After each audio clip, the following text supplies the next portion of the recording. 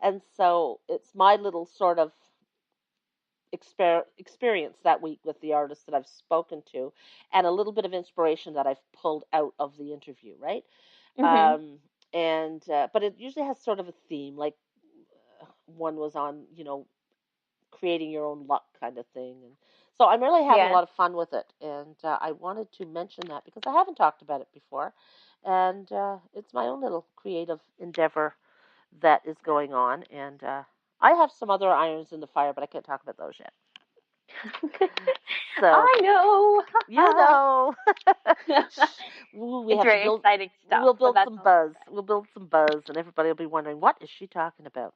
Yeah. Um, so yeah, what else are we talking? Oh, there's a literary tour in L, which is also my project with Candace Osmond and Gander, Corey Majot and Gander, and our events coordinator Janice Godden over in Stephenville. We have the literary tour in L. We've been crossing the province, and Lewisport was on October 12th or 13th, whatever the Friday was, and the next two are Gander, October 27th, and Fogo Island, November 3rd, both at the public libraries, both from 2 to 4:45, and multiple authors from all over the province will be at both those places. So get your butts out and chat to the local authors because, writing's actually quite interesting when you chat to people. And so that's another one I wanted to talk about. Yeah. Anything else do you want to talk about, or should we flip through some events, or Well, now we're good. we're good? We do Yeah. have, I do want to mention Beyond the Overpass Improv and Musical Theater Night at the Quality Hotel Gander in support of their Youth Arts Festival.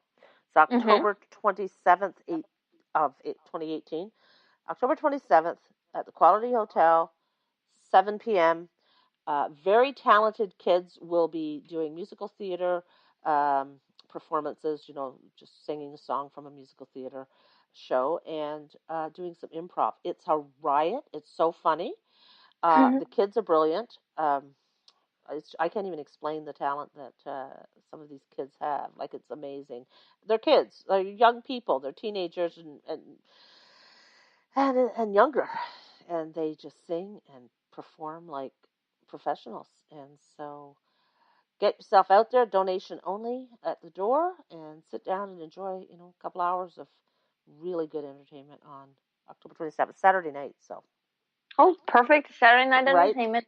Yep. That sounds Yep. like fun. I'd like to get out to one at some point, but I mean, that's You can, hard to yeah, do it's a little now. bit of a commute for you now, but they'll Yeah. be doing these again, I'm sure, after Christmas. This is the two for the fall. They have to do fundraising, of course. They're not for profit, but it's fun fundraising because they're performing, and so we get lots of entertainment out of their what they're giving us. So I Mhm. think it's a great way to get kids involved in the arts and acting and singing and using their talents, and I love it. So it doesn't have to be your kid; you can enjoy it, and the shows are like that. It's not one of those things you go because your kid's doing it. Of course, you're going to go because your kid's doing it, but anybody can enjoy this. Like, it's so fun and so well put together, and what Beyond Youth Theater is doing is amazing work. So get out there and have some fun and support it. Have a laugh, Yes, have a laugh. have a laugh. Yep. So I think, what do we have? Anything coming in Citadel House? Coming up with the Soda House, yeah, we have. Well, I guess if this is the 19th, then Quote the Raven is on tonight. As as we are airing this episode, they will be playing, and then Daniel Champagne, I believe we're gonna hear from Daniel next week, right? No. Daniel is Daniel's on the show. This is our interview today. Hello, it is. I'll be all right there. Oh, she's jet lagged from Gander to Toronto still. Um, Okay, but Daniel's going to be playing in Gander on October 29th at the Gander Golf Club, and then on October 28th in Lewisport. no, And then we have open it's stage as October well. it's October 27th at Lewisport, and no, sorry, yes, October 27th in Lewisport, October 28th in Gander is what I have. we might have an error. Let me just check. Double check. You want to double check that. So I'm going to talk about our next show before we go to Daniel. Yeah. Our next show will be on October 26th. I know that. That's a Friday night, October 26th. We will have Gary Collins, author of The Last Beothic and many more books. I can't even remember all of them, but he has multiple publications through Flanker Press. And a new book coming out called The Cracky, which is a novel. It looks like a historical fiction novel. And it's coming out the 19th of October, and he's going to talk about that book on October 26th. Now, coming up on our show right now, Daniel Champagne. I spoke to him earlier this week. He has shows coming up, and I hopefully have the dates. Do you have the dates yet, Bud? It is the 27th for Gander and the 28th for Lewisport. Good, because that was my busiest weekend ever, and that's the dates I had. And if they were different, I was going to have to rethink my entire Google Calendar. So October 27th in Gander, and October 28th in Lewisport at Citadel House. Daniel Champagne. Meanwhile, Daniel Champagne is the interview next. I talked to him for about 15 minutes, and he told us all about what he's been up to and what he's going to get up to in the future. So here we go. Let's have a listen to what Daniel has to say. Thanks, everybody. Talk to you soon. Thanks. Hi, Daniel. How are you today? Excellent, Caroline. How are you? I'm great. Sitting here enjoying nice weather so far, and you're coming our way, so you'll be glad to hear that. So you're in Saskatoon right now? Yeah, I just came across from Alberta yesterday, so I've already played all the British Columbia shows and the Alberta shows and a few in the prairies now, Saskatoon tonight, and then across to Winnipeg, and eventually all the way across to Newfoundland. You are on the move. I went onto your website and grabbed the press package and went through your website, checked out your tour dates, and holy moly, do you have a schedule? Yeah, it's a lot of driving, a lot of flying, a lot of playing. But the playing sort of makes it all worthwhile to me. So after this Canadian tour, I head out to Copenhagen, I think, and start the European run, and then into the UK. And I finish the year in Poland, actually. Wow. So now we have a dialect, an accent here in this province. You've got a different one. Why don't you tell our audience where you're from? Well, I'm from Australia. I'm from the far south coast, so it's on the east, sort of halfway between Sydney and Melbourne there, right on the Victoria and New South Wales border. But for about 11 years, I've been sort of touring around the world, and I've been living in America for the past 4 years. So I've always had not as strong of an Australian accent as some do, but it's still enough to, I guess, stand out in North America. Oh, yes, and it's the same here. People in this province, the same. They go away, and it just really doesn't ever quite go away. It's just a part of who you are. So, and it's nice. We're all different. There are lots of accents in America as well. So you've been touring a long time. I've never known anyone to be pretty much consistently touring for as long as you are. I can't see where you've taken all that many breaks. You're very nomadic, I think. How did that come to be? Did you plan that, or did that just sort of evolve?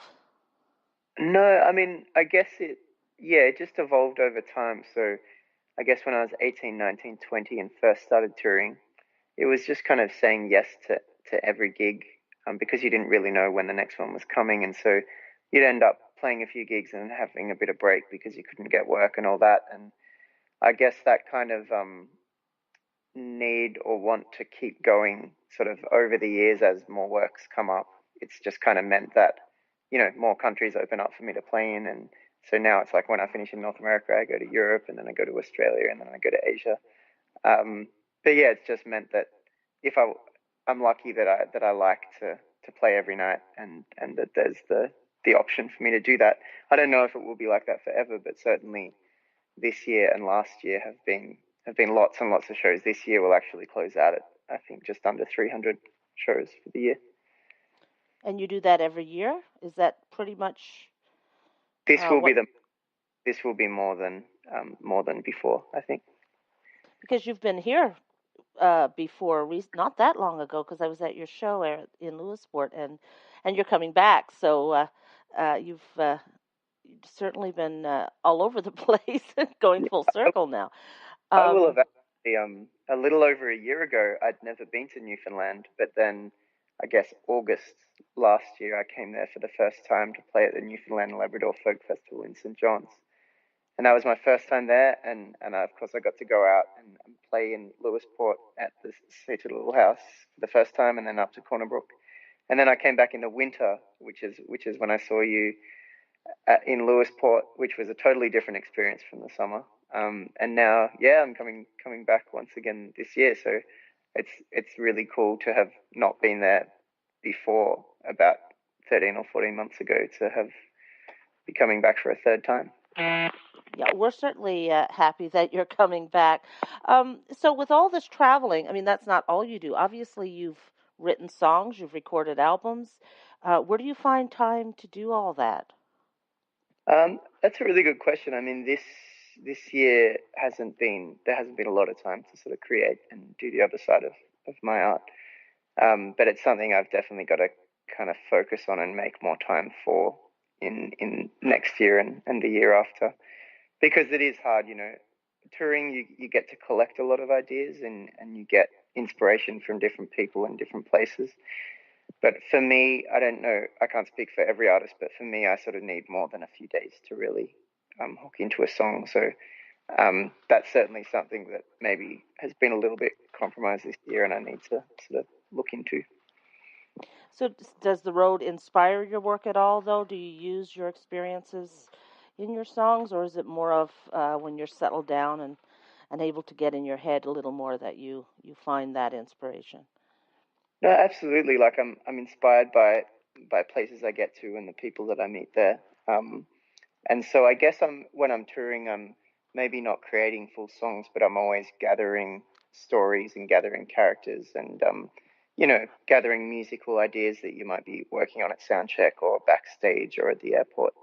But yeah, then it takes a little bit of time to get in one place and really piece that together in the right mind space. I'm a writer, and quite often when I'm driving, a nice quiet road trip, I'll have my voice recorder, and it's amazing what comes to me just while I'm driving along. And, so yeah, if you could tap into those moments, you probably have some luck, considering how much time you spend moving around.